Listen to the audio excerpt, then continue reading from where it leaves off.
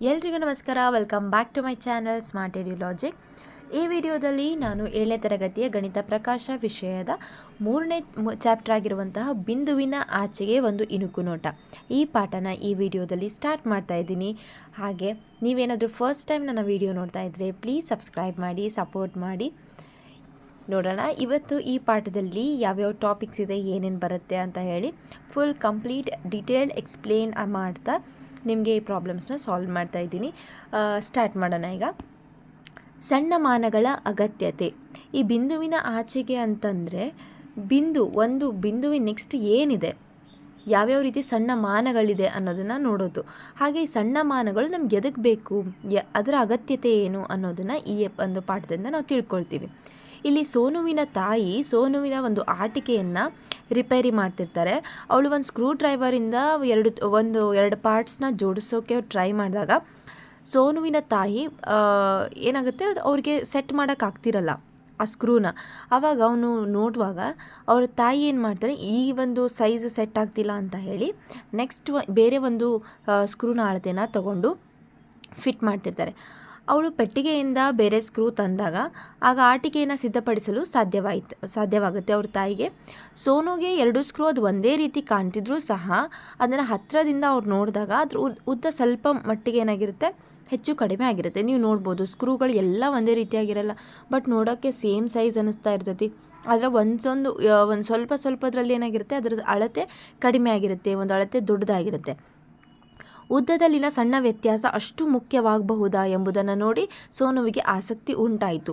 ಸ್ವಲ್ಪ ಸಣ್ಣದಾದ್ರೂ ಅಥವಾ ಸ್ವಲ್ಪ ದೊಡ್ಡದಾದ್ರೂ ಇಷ್ಟು ವ್ಯತ್ಯಾಸ ಆಗುತ್ತಾ ಅಂತ ಹೇಳಿ ಅವನಿಗೆ ಆಶ್ಚರ್ಯ ಆದಾಗ ಉದ್ದಗಳಲ್ಲಿನ ವ್ಯತ್ಯಾಸವನ್ನು ತಿಳಿದುಕೊಳ್ಳೋಕೆ ಅವನಿಗೆ ಕುತೂಹಲ ಆಗುತ್ತೆ. ಸ್ಕ್ರೂಗಳು ಬಹುತೇಕ ಒಂದೇ ರೀತಿ ಕಾಣ್ತಿದ್ರಿಂದ ವ್ಯತ್ಯಾಸ ಅಷ್ಟು ಕಡಿಮೆ ಎಂಬುದನ್ನು ತಿಳಿದುಕೊಳ್ಳುವ ಕುತೂಹಲ ಆಯಿತು. ಹಾಗಾದರೆ ಎಷ್ಟು ಚಿಕ್ಕದಿರ್ಬೋದು ಅಥವಾ ಅದು ಇನ್ನೊಂದು ಸ್ಕ್ರೂ ಎಷ್ಟು ದೊಡ್ಡದಿರ್ಬೋದು ಅನ್ನೋದನ್ನ ಕುತೂಹಲ ಅವನಿಗೆ ಸ್ಟಾರ್ಟ್ ಆಗುತ್ತೆ. ಆವಾಗ ಮುಂದಿನ ಚಿತ್ರದಲ್ಲಿ ಸ್ಕ್ರೂಗಳನ್ನು ಒಂದು ಅಳತೆ ಪಟ್ಟಿ ಮೇಲೆ ಇಡಲಾಗಿದೆ. ಅವುಗಳನ್ನು ಅಳತೆ ಮಾಡಿ ಖಾಲಿ ಜಾಗದಲ್ಲಿ ಅವುಗಳ ಉದ್ದಗಳನ್ನು ಬರೀರಿ ಅಂತ ಹೇಳಿದ್ದಾರೆ. ಇಲ್ಲಿ ನೋಡಿ ಸ್ಕ್ರೂನ ಇಲ್ಲಿ ಇಟ್ಟಿದ್ದಾರೆ, ಅಳತೆ ಪಟ್ಟಿ ಮ್ಯಾಗೆ ಇಟ್ಟಾರವರು. ಇಲ್ಲಿ ಏನಂತ ಬರ್ದಾರ, 2 ಸೆಂಟಿಮೀಟರ್ ಮತ್ತು 3 ಸೆಂಟಿಮೀಟರ್ಗಳ ನಡುವೆ ಇದೆ. ಹೌದಾ, ಈಗ ನಿಮ್ಮ ಸ್ಕೇಲ್ ಇರುತ್ತಲ್ಲ ಅದೇ ಥರನೇ ಇರುವಂಥ ಅಳತೆ ಪಟ್ಟೆ ಇದು. 2 ಸೆಂಟಿಮೀಟ್ರ್ ಮತ್ತು 3 ಸೆಂಟಿಮೀಟ್ರ್ ನಡುವೆ ಐತೆ ಅಂತ ಹೇಳಿಕೊಟ್ಟಿದ್ದಾರಲ್ವ, ಇದ್ರ ಸೈಜು ಇದನ್ನು ಈ ಥರ. ಅದೇ ಇನ್ನೊಂದು ಸ್ವಲ್ಪ ಅದರಲ್ಲಿ ಏನು ಮಾಡಿದ್ದಾರೆ, ಇಲ್ಲಿ ನೆಕ್ಸ್ಟ್ ಚಿತ್ರದಲ್ಲಿ ನೋಡ್ಬೋದು 2 ಸೆಂಟಿಮೀಟರ್ ನಡುವೆ ಇನ್ನೊಂದು ಸಣ್ಣ ಗೆರೆನ ಎಳೆದಿದ್ದಾರೆ. ಈಗ ನಿಮ್ಮ ಸ್ಕೇಲ್ ಒಳಗಾಯಿತು ಅಷ್ಟೇ, ಒಂದು ಉದ್ದ ಲೈನ್ ಇರುತ್ತಾ, ಇಲ್ಲಿ 1 ಸೆಂಟಿಮೀಟರ್ 2 ಸೆಂಟಿಮೀಟರ್ ಅಂತಿದ್ದಾಗ ಮಧ್ಯದಲ್ಲಿ ಒಂದು ಅದಕ್ಕಿಂತ ಲೈನ್ಗಿಂತ ಒಂದು ಸಣ್ಣದಾಗಿ ಲೈನ್ ಹಾಕಿರ್ತಾರೆ. ನಿಮ್ಮ ಸ್ಕೇಲಲ್ಲಿ ನೋಡ್ಬೋದು. ಅದನ್ನು ನೀವೇನಂತೀರಾ, ಅರ್ಧ ಸೆಂಟಿಮೀಟರ್ ಅಂತ ಹೇಳಿ. ಈಗ ಇಲ್ಲಿ 0, ಇದು ಅರ್ಧ ಸೆಂಟಿಮೀಟರು, ಇದು ಒಂದಾದಮೇಲೆ ಇರುವಂಥ ಅರ್ಧ ಸೆಂಟಿಮೀಟರ್ ಅಂದರೆ 1.5 ಸೆಂಟಿಮೀಟರ್, ಆಮೇಲೆ 2 ಸೆಂಟಿಮೀಟರ್, 2.5 ಸೆಂಟಿಮೀಟರ್, 3 ಸೆಂಟಿಮೀಟರ್ ಅಂತ ಹೇಳಿ ಇದೆ. ಹೌದಾ, ಸೊ ಈಗ ಇಲ್ಲೇನು ಬರೆದಿದ್ದಾರೆ ಅಂದರೆ ಇವರಿಲ್ಲಿ ಇದು ಸ್ಕ್ರೂ 2.5 ಸೆಂಟಿಮೀಟರ್ಗಿಂತ ಹೆಚ್ಚು, ಆದರೆ 3 ಸೆಂಟಿಮೀಟರ್ಗಿಂತ ಕಡಿಮೆ. ಹೌದಲ್ವಾ, ಇದು 2.5 ಸೆಂಟಿಮೀಟರ್ಗಿಂತ ಹೆಚ್ಚೈತಿ. ಈ 3 ಸ್ಕ್ರೂಗಳು ಒಂದೇ, ಆದರೆ ಅಳತೆ ಪಟ್ಟೆ ಬೇರೆ ಬೇರೆ. ಯಾವ ಅಳತೆ ಪಟ್ಟೆ ನಮ್ಗೆ ಕರೆಕ್ಟ್ ಅರ್ಥ ಆಗುತ್ತೆ ಅಳತೆ ನೋಡೋಕ್ಕಂತ ತೋರಿಸ್ತಾ ಇರೋದೀಗ ಇಲ್ಲಿ. ಇದು ನಮ್ಗೆ ಜಸ್ಟ್ 2 ಸೆಂಟಿಮೀಟರಿಂದ 3 ಸೆಂಟಿಮೀಟರ್ ಒಳಗಡೆ ಇದೆ ಅಂತ ಗೊತ್ತಾಯಿತು, ಬಟ್ ಎಕ್ಸಾಕ್ಟ್ ಎಷ್ಟಿದೆ ಅನ್ನೋದು ಗೊತ್ತಾಗಲಿಲ್ಲ. ಅವಾಗ ಇಲ್ಲಿ ಅರ್ಧ ಸೆಂಟಿಮೀಟ್ರದ್ದು ಒಂದು ಲೈನ್ ಇರುವಂಥ ಅಳತೆ ಪಟ್ಟೆನ ತೊಗೊಂಡ್ರೆ ಹಾಗಾದ್ರೆ ಇಲ್ಲಿ 2.5 ಸೆಂಟಿಮೀಟ್ರ್ಗಿಂತ ಜಾಸ್ತಿ ಇದೆ, 3 ಸೆಂಟಿಮೀಟರ್ಗಿಂತ ಕಡಿಮೆ ಇದೆ ಅಂತ ಹೇಳಿ ನಾವು ನೋಡ್ಬೋದು. ನೆಕ್ಸ್ಟ್ ಈ ಅಳತೆ ಪಟ್ಟೆ ಕೊಟ್ಟಾಗ ನಮಗಿಲ್ಲಿ ಏನಾಗುತ್ತೆ ಅಂದರೆ ಈಸಿಯಾಗಿ ನೋಡ್ಕೊಳ್ಬಹುದು. ಹೇಗಂದರೆ ಇಲ್ಲಿ ನೋಡ್ರಿ, 2 ಸೆಂಟಿಮೀಟರ್ ಮತ್ತು 3 ಸೆಂಟಿಮೀಟರ್ ನಡುವೆ ಏನಾಗೈತೆ, ಇಲ್ಲಿ 10 ಭಾಗಗಳನ್ನಾಗಿ ಮಾಡಿದ್ದಾರೆ. ನಿಮ್ಮ ಸ್ಕೇಲಲ್ಲೂ ಕೂಡ ಅದೇ ರೀತಿಯಾಗಿ ಮಾಡಿರ್ತಾರೆ. ಹೌದಾ, ಸೊ ಅದು ಎಷ್ಟನೇ ಗೆರೆ ಮೇಲೆ ಐತಿ ನೋಡ್ರಿ, 7ನೇ ಗೆರೆ ಮೇಲೆ ಐತಿ. 2ರಿಂದ ನೆಕ್ಸ್ಟು 3 ಸೆಂಟಿಮೀಟರ್ ನಡುವೆ 7ನೇ ಗೆರೆ ಮೇಲೆ ಐತಿ. ಓಕೆನಾ, ಈ ಥರ ಒಂದು ಲೈನ್ ಮಾಡಿ ಈ ಸ್ಕ್ರೂ ಎಲ್ಲಿಗೆ ಬಂದಿದೆ ಅಂದ್ರೆ ಈ ಒಂದು ಗೆರೆಗೆ ಬಂದೈತಿ, ಇಲ್ಲಿಂದ ಇಲ್ಲಿಗೆ. ಸೊ ಇಲ್ಲಿ ಏನಾಗೈತೆ ಅಂದ್ರೆ 1 ಸೆಂಟಿಮೀಟರ್ನ ಅಲ್ಲಿ 10 ಭಾಗಗಳನ್ನಾಗಿ ಮಾಡ್ಯಾರ. ಸೊ 10ರಲ್ಲಿ 7ನೇ ಭಾಗಕ್ಕೆ ಅದು ಬಂದೈತಿ ಇಲ್ಲಿ. ಹೌದಾ, ಆದ್ದರಿಂದ 2 ಕಂಪ್ಲೀಟ್ ಸೆಂಟಿಮೀಟರ್ ಆಗಿರೋದ್ರಿಂದ 2 ಅಂತ ಬರ್ಕೊಂಡ್ರು. 2 ಸೆಂಟಿಮೀಟರ್ ಆದಮೇಲೆ 10ರಲ್ಲಿ 7ನೇ ಭಾಗಕ್ಕೆ ಬಂದು ಅದು ಸ್ಕ್ರೂ ನಿಂತಿರೋದ್ರಿಂದ ಇದನ್ನು ನಾವು ಎಕ್ಸಾಕ್ಟಾಗಿ ಎಷ್ಟು ಸೆಂಟಿಮೀಟರ್ ಐತಿ ಅಂತ ಹೇಳಬಹುದು. ಹೌದಾ. ಸೊ ಅದಕ್ಕೆ ಇದರದ್ದು ಸ್ಕ್ರೂ ಅಳತೆ ಎಷ್ಟು, 2 ಸೆಂಟಿಮೀಟರ್ ಮೇಲೆ 7 ಸೆಂಟಿಮೀಟರ್ ಅಂತ ಹೇಳ್ಬೋದು. ಓಕೆನಾ.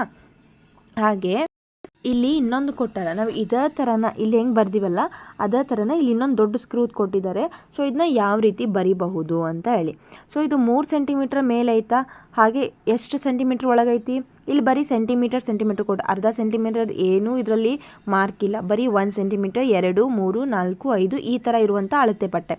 ಆದ್ದರಿಂದ ನೀವೇನು ಬರೀಬೇಕು, 3 ಸೆಂಟಿಮೀಟರ್ ಮತ್ತು 4 ಸೆಂಟಿಮೀಟರ್ ಮಧ್ಯದಲ್ಲಿ ಇದೆ ಅಥವಾ 4 ಸೆಂಟಿಮೀಟರ್ಗಳ ನಡುವೆ ಇದೆ ಅಂತ ಹೇಳಿ ಇದನ್ನು ಬರಿಬೇಕು. ಹೌದಾ.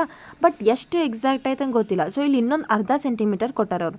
ಅವಾಗ ನೀವೇನು ಮಾಡಬೇಕಿಲ್ಲಿ, 3 ಸೆಂಟಿಮೀಟರ್ಗಿಂತ ಹೆಚ್ಚು ಆದರೆ 3.5 ಸೆಂಟಿಮೀಟ್ರ್ಗಿಂತ ಕಡಿಮೆ, 3 ಸೆಂಟಿಮೀಟರ್ಗಿಂತ ಹೆಚ್ಚು 3.5 ಸೆಂಟಿಮೀಟರ್, 3 ಸೆಂಟಿಮೀಟರ್ ಅರ್ಧ 3.5 ಸೆಂಟಿಮೀಟರ್ಗಿಂತ ಕಡಿಮೆ ಇದೆ ಅಂತ ಹೇಳಿ ಬರಿಬೇಕು. ಆಮೇಲೆ ಇಲ್ಲಿ ನೋಡಿದಾಗ ನೆಕ್ಸ್ಟ್ ಏನು ಸಣ್ಣ ಸಣ್ಣ ಮಿಲಿಮೀಟರ್ದು ಕೊಟ್ಟಿದ್ದಾರೆ ಇಲ್ಲಿ. ಆವಾಗ ನಾವೇನು ನೋಡಿ ಎಷ್ಟೈತಿ ಅಂತ ಹೇಳ್ಬೋದು. ಇಲ್ಲಿ ನೋಡ್ರಿ, ಇಲ್ಲಿ ಎಷ್ಟನೇ ಗೆರೆಗೆ ಬಂದಿದೆ, 3 ಸೆಂಟಿಮೀಟ್ರ್ ಆದಮೇಲೆ 2ನೇ ಗೆರೆಗೆ ಬಂದಿದೆ. ಹೌದಾ. ಸೊ ಅದನ್ನು ನಾವು ಯಾವ ರೀತಿ ಬರಿಬೋದು, ಇಲ್ಲಿ 3 ಸೆಂಟಿಮೀಟರ್ ಆದಮೇಲೆ 3 ಸೆಂಟಿಮೀಟ್ರು ಮತ್ತು 2ನೇ 10 ಇಷ್ಟೈತೆ ಅಂತ ಹೇಳಿ ಬರಿಬೋದಾ. ಹೌದಲ್ವಾ.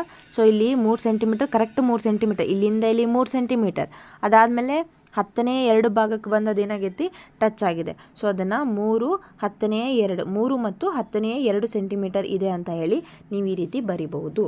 ಈಗ ಕ್ವಶನ್ ಕೆಳಗೆ ಏನು ಕೊಟ್ಟಿದ್ದಾರೆ ಅಂದರೆ, ಸ್ಕ್ರೂಗಳ ಉದ್ದವನ್ನು ನಿಖರವಾಗಿ ಅಳೆಯಲು ಯಾವ ಅಳತೆ ಪಟ್ಟೆ ನಿಮಗೆ ಸಹಾಯ ಮಾಡಿತು, ಏಕೆ. ಯಾವ್ದು ಅಳತೆ ಪಟ್ಟಿ ಸಹಾಯ ಮಾಡ್ತು, ಬರೀ ಸೆಂಟಿಮೀಟರ್ ತೋರಿಸ್ತಾ ಇರೋದಾ, ಅಥವಾ ಸೆಂಟಿಮೀಟರ್ ಮತ್ತು ಅರ್ಧ ಸೆಂಟಿಮೀಟರ್ ತೋರಿಸ್ತಾ ಇರೋದಾ, ಅಥವಾ ಎಲ್ಲ ಮಿಲಿಮೀಟರ್ ಇದನ್ನು ತೋರಿಸ್ತಾ ಇರೋದಾ. ನಮ್ಗೆ ಇದಲ್ವಾ ಈ ಒಂದು ಅಳತೆ ಪಟ್ಟೆ ನಮಗೆ ಸಹಾಯ ಮಾಡಿತು. ಸಣ್ಣ ಮಾನಗಳಿರುವಂಥದ್ದು ನಮ್ಗೆ ಅಳತೆ ಪಟ್ಟೆ, ಸಣ್ಣ ಮಾನ ಇರುವಂಥ ಅಳತೆ ಪಟ್ಟೆ ನಮಗೆ ಸಹಾಯ ಮಾಡಿತು. ಯಾಕೆ ಅಂತ ಕೇಳಿದರೆ, ನಾವು ಇದರಿಂದ ನಿಖರವಾದ ಒಂದು ಅಳತೆನ ನಾವು ಕಂಡುಹಿಡಿಬಹುದು ಆದ್ದರಿಂದ ನಮಗೆ ಇದು ಸಣ್ಣ ಮಾನ ಇರುವಂಥ ಅಳತೆ ಪಟ್ಟೆ ಸಹಾಯ ಮಾಡಿತು ಅಂತ ಹೇಳಿ ನೀವು ಬರಿಬಹುದು. ಇಲ್ಲಿ ನೆಕ್ಸ್ಟ್ ಏನು ಕೊಟ್ಟಿದ್ದಾರೆ ಅಂದರೆ, 2 10ನೇ 7 ಸೆಂಟಿಮೀಟರ್ ಇದರ ಅರ್ಥವೇನು, ಅಂದರೆ ನಮ್ಮ ಮೊದಲನೇ ಸ್ಕ್ರೂ ಇತ್ತಲ್ಲ ಅದರ ಅರ್ಥ ಏನು ಅಂತ ಕೇಳಿದ್ರೆ, ಇದರ ಅರ್ಥ ಏನು ಅಂತಂದರೆ, ಈಗ ನಿಮಿಷ ಇಲ್ಲಿ ಇದರ ಅರ್ಥ ಏನಾಗುತ್ತೆ ಅಂದರೆ, ನೀವೀಗ ನೋಡಿರ್ಬೋದು ಒಂದು ಸ್ಕೇಲಲ್ಲಿ ಅಥವಾ ಅಳತೆ ಪಟ್ಟೆಯಲ್ಲಿ ಇಲ್ಲೇ 0ದಿಂದ ಸ್ಟಾರ್ಟ್ ಆಗ್ತದೆ. 0ದಿಂದ 1 ಸೆಂಟಿಮೀಟರ್ ಇದರ ನಡುವೆ ಏನು ಮಾಡಿರ್ತಾರೆ ಅಂತಂದರೆ 10 ಭಾಗಗಳನ್ನು ಮಾಡಿರ್ತಾರೆ. ಹೌದಾ. 1 2 3 4 5 ಸೆಂಟಿಮೀಟರ್ ಸ್ವಲ್ಪ ಉದ್ದ ಮಾಡಿ ಎಳೆದಿರ್ತಾರೆ. ಆಮೇಲೆ 6 7 8 9 ಇದು 10 ಸೆಂಟಿಮೀಟರ್, 10ನೇ ಭಾಗ. ಸೊ ಇದರಲ್ಲಿ ಎಷ್ಟು ಮಾಡಿರ್ತಾರೆ, 10 ಭಾಗಗಳನ್ನು ಮಾಡಿರ್ತಾರೆ. ಅದೇ ರೀತಿ 1ರಿಂದ 2ನೇ ಸೆಂಟಿಮೀಟರ್ಗೆ ಹೋಗುವಾಗಲೂ ಕೂಡ 1 2 3 4 5 6 7 8 9 ಇದು 2 ಸೆಂಟಿಮೀಟರ್. ಸೊ ಅದೇ ರೀತಿ ಇಲ್ಲೂ ಕೂಡ 10 ಭಾಗಗಳು ಮಾಡಿದರು. ನೆಕ್ಸ್ಟ್ ನಾವು 3 ಸೆಂಟಿಮೀಟರಿಗೆ ನೆಕ್ಸ್ಟ್ ಹೋಗುವಾಗ ಅಲ್ಲೂ ಕೂಡ ಏನಾಗಿರುತ್ತೆ, ಇಲ್ಲಿ 10 ಭಾಗಗಳನ್ನು ಮಾಡಿರ್ತಾರೆ. 6 7 8 9 ಸೊ 10 ಭಾಗಗಳನ್ನು ಮಾಡಿದಾಗ ಈ ಸ್ಕ್ರೂ ಏನಿತ್ತು ಅಂದರೆ 2 ಭಾಗಗಳ ಮಟ್ಟ ಕಂಪ್ಲೀಟ್ 2 ಸೆಂಟಿಮೀಟ್ರ್ ಮಟ್ಟ ಇದ್ದು, ಅದಾದಮೇಲೆ ಅದೇನಾಗಿತ್ತು ಅಂದರೆ 7 ಇಲ್ಲೇನು 10 ಭಾಗ ಇದ್ದಾವಲ್ಲ, ಈ 10 ಭಾಗದಲ್ಲಿ 7ನೇ ಭಾಗಕ್ಕೆ ಅದೇನಾಗಿತ್ತು ಅಲ್ಲಿವರೆಗೂ ಬಂದಿತ್ತದು ಸ್ಕ್ರೂ. ಆದ್ದರಿಂದ 2 ಸೆಂಟಿಮೀಟರ್ ಕಂಪ್ಲೀಟ್ ಅದಾದಮೇಲೆ 2 ಸೆಂಟಿಮೀಟರ್ ಕಂಪ್ಲೀಟ್ ಆದಮೇಲೆ 10ನೇ 7 ಭಾಗದ ಮಟ್ಟ ಇತ್ತು. ಆದ್ದರಿಂದ ಅದು 2 ಸೆಂಟಿಮೀಟರ್ ಮತ್ತು 10ನೇ 7 ಸೆಂಟಿಮೀಟರ್ ಅಂತ ಹೇಳಿ ನಾವು ಬರಿತೀವಿ. ಓಕೆನಾ. ಸೊ ಅದೇ ರೀತಿ ಇನ್ನೊಂದು ಸ್ಕ್ರೂ ಇತ್ತಲ್ಲ, 3 ಸೆಂಟಿಮೀಟರ್ ಆದಮೇಲೆ 10ನೇ 2 ಸೆಂಟಿಮೀಟರ್ವರೆಗೂ, ಸೊ ಅದು ಏನಾಗಿರ್ತಿಲ್ಲ 3 ಸೆಂಟಿಮೀಟರ್ವರೆಗೂ ಬಂದಿತ್ತು. ಅದಾದಮೇಲೆ 2ನೇ ಭಾಗದವರೆಗೂ ಅದು ಅದರ ಉದ್ದ ಇತ್ತು, ಆ ಸ್ಕ್ರೂನ ಉದ್ದ. ಆದ್ದರಿಂದ ಅದನ್ನು 3 ಸೆಂಟಿಮೀಟರ್ ಮತ್ತು 10ನೇ 2 ಸೆಂಟಿಮೀಟರ್ ಅಂತ ಹೇಳಿ ಅದನ್ನು ಕರಿತೀವಿ. ಇದನ್ನು ಹೆಂಗೆ ಓದ್ತೀವಿ ಅಂತಂದರೆ, 2 ಸೆಂಟಿಮೀಟರ್ 2 ಮತ್ತು 10ನೇ 7 ಸೆಂಟಿಮೀಟರ್. ಸೊ 2 ಮತ್ತು 10ನೇ 7 ಸೆಂಟಿಮೀಟರ್ ಅಂತ ಓದ್ತೀವಿ. ಹಾಗೆ ನಾವು 3 ಮತ್ತು 10ನೇ 2 ಸೆಂಟಿಮೀಟರ್ ಅಂತ ಹೇಳಿ ಓದ್ತೀವಿ. ಕ್ವಶನ್ ಏನಿದೆ ಅಂದರೆ, ಇಲ್ಲಿ ಸ್ಕ್ರೂಗಳನ್ನು ಅಳೆಯಲು ಮಾನವನ್ನು ಸಣ್ಣ ಭಾಗಗಳಾಗಿ ಏಕೆ ವಿಭಾಗಿಸಿದೆ ಎಂಬುದನ್ನು ನೀವು ವಿವರಿಸಬಲ್ಲಿರಾ. ಸೊ ಇಲ್ಲಿ ಏನಾಗಿತ್ತು, ಒಂದನೇ ಅಳತೆ ಪಟ್ಟಿಯೊಳಗೆ ಬರೀ ದೊಡ್ಡ ದೊಡ್ಡ ಮಾನ ಅಂದರೆ ಕಂಪೇರ್, 3ನೇ ಸ್ಕೇಲಿಗೆ ಕಂಪೇರ್ ಮಾಡಿದ್ರೆ 1ನೇ ಸ್ಕೇಲಲ್ಲಿ 1 ಸೆಂಟಿಮೀಟ್ರು, 2 ಸೆಂಟಿಮೀಟ್ರು, 3 ಅಂತ ಇಷ್ಟೇ ಇತ್ತು. ಸೊ ಅವಾಗ ನಮಗೇನಾಯಿತು, ಅಳತೆ ಕರೆಕ್ಟಾಗಿ ಗೊತ್ತಾಗಲಿಲ್ಲ. 2ನೇ ಸ್ಕೇಲ್ನಲ್ಲಿ ಏನಾಯ್ತು ಅಂದರೆ ಅರ್ಧ ಸೆಂಟಿಮೀಟರ್ನ ಮಾರ್ಕ್ ಮಾಡಿರುವಂಥದ್ದು ಇತ್ತು. ಆವಾಗಲೂ ಕೂಡ ನಮ್ಗೆ ಅಳತೆ ಕರೆಕ್ಟಾಗಿ ಗೊತ್ತಾಗಲಿಲ್ಲ. ಬಟ್ 3ನೇ ಸ್ಕೇಲಲ್ಲಿ ಅಲ್ಲಿ ಮತ್ತೇನಾಗಿತ್ತು, ಸ್ಕೇಲನ್ನು, ಅಳತೆ ಪಟ್ಟಿನ ಸಣ್ಣ ಸಣ್ಣ ಭಾಗಗಳಾಗಿ ವಿಭಾಗಿಸಿದ್ರು, ಅಂದರೆ ಸಣ್ಣ ಸಣ್ಣ ಮಾನಗಳನ್ನು. ಯಾಕೆ ಇದು ನಮ್ಗೆ ಯೂಸ್ ಆಯಿತು, ಆ ಅಳತೆ ಪಟ್ಟಿನ ಯಾಕೆ ಯೂಸ್ ಮಾಡ್ಕೊಂಡ್ವಿ ಅಂದರೆ, ನಾವು ಇನ್ನೂ ಏನು ಮಾಡ್ಬೋದು, ಸ್ಕ್ರೂನ ಅತಿ ಒಂದು ನಿಖರವಾಗಿ ಅದರ ಅಳತೆನ ಪಡೆಯೋಕ್ಕೆ ನಮಗೆ ಹೆಲ್ಪ್ ಆಯಿತು. ಆದ್ದರಿಂದ ಅದನ್ನು ಮಾನವನ್ನು ಸಣ್ಣ ಭಾಗಗಳಾಗಿ ವಿಭಾಗಿಸಿದೆ ಅಂತ ಹೇಳಿ ನಮಗೆ ಗೊತ್ತು ಮಾಡ್ಕೋಬೋದು. ಸ್ಟಾರ್ಟಿಂಗ್ ಹೆಡ್ಡಿಂಗ್ ಏನಿತ್ತು, ಸಣ್ಣ ಮಾನಗಳ ಅಗತ್ಯತೆ ಗೊತ್ತಾಯ್ತಾ ಈಗ. ಸೊ ಸಣ್ಣ ಮಾನಗಳು ಯಾವಾಗ ಯೂಸ್ ಆಗುತ್ತೆ ಅಂದರೆ, ಕರೆಕ್ಟಾಗಿ ನಮಗೆ ಒಂದು ವಸ್ತುವಿನ ಅಳತೆ ಗೊತ್ತಾಗಬೇಕಂದ್ರೆ ಇಲ್ಲಿ ಸಣ್ಣ ಮಾನ ಇರುವಂತಹ ಒಂದು ಅಳತೆ ಪಟ್ಟಿನ ನಾವು ಯೂಸ್ ಮಾಡಬೇಕಾಗತ್ತೆ. ಓಕೆನಾ. ನೆಕ್ಸ್ಟ್ ನೋಡೋಣ. ಈ ಮುಂದಿನ ವಸ್ತುಗಳನ್ನು ಅಳತೆ ಪಟ್ಟೆ ಬಳಸಿ ಅಳತೆ ಮಾಡಿ ಮತ್ತು ಅವುಗಳ ಅಳತೆಯನ್ನು ಸೆಂಟಿಮೀಟರ್ಗಳಲ್ಲಿ ಬರೆಯಿರಿ. ಸ್ಕ್ರೂಗಳ ಉದ್ದವನ್ನು ಈ ಹಿಂದೆ ತೋರಿಸಿರುವಂತೆ. ಇಲ್ಲಿ ಪೆನ್ನು, ಶಾರ್ಪ್ನರು ಮತ್ತು ನಿಮ್ಗೆ ಬೇಕಾಗಿರುವಂಥ ಯಾವುದೇ ವಸ್ತು ಆಗಿರ್ಬೋದು, ಮೊಬೈಲ್ ಆಗಿರ್ಬೋದು, ಒಂದು ಪುಸ್ತಕ ಆಗಿರ್ಬೋದು, ಪೆನ್ಸಿಲ್, ಪೆನ್, ಇದನ್ನೆಲ್ಲದನ್ನು ನೀವೇನು ಮಾಡ್ಕೋಬೋದು ಅಂದರೆ ಅಳತೆ ಮಾಡಿ ಸ್ಕ್ರೂದು ಹೆಂಗೆ ಬರೆದಿದ್ರಲ್ಲ ಆ ರೀತಿಯಾಗಿ ಬರೀರಿ ಅಂತ ಹೇಳಿದ್ದಾರೆ.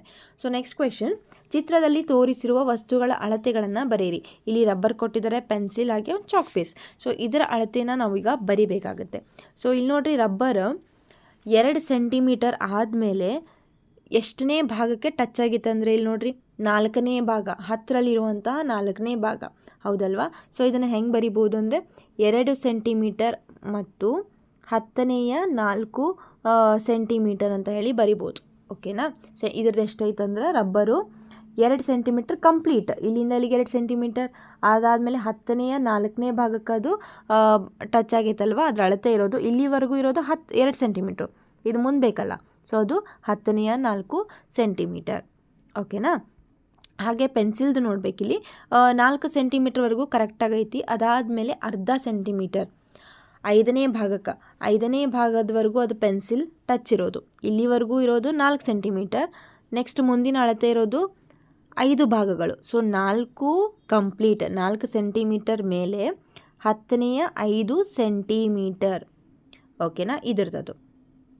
ನೆಕ್ಸ್ಟ್ ಇಲ್ಲಿ ಚಾಕ್ ಪೀಸಲ್ಲಿ ನೋಡಿದಾಗ 1 ಸೆಂಟಿಮೀಟರ್ ಕಂಪ್ಲೀಟ್, 1 ಸೆಂಟಿಮೀಟರ್ ಮೇಲೆ 4ನೇ ಭಾಗ, 10ರಲ್ಲಿ 4ನೇ ಭಾಗಕ್ಕಿರೋದ್ರಿಂದ ಸೊ ಇದನ್ನು ಯಾವ ರೀತಿ ಬರ್ಕೋಬಹುದು ಅಂದರೆ, 1 ಸೆಂಟಿಮೀಟರ್ ಆದಮೇಲೆ 10ನೇಯ 4 ಸೆಂಟಿಮೀಟರ್. ಸೊ ಅದನ್ನು 1 10ನೇಯ 4 ಸೆಂಟಿಮೀಟರ್ ಅಂತ ಹೇಳಿ ನೀವು ಬರಿಬೋದು. ಓಕೆನಾ.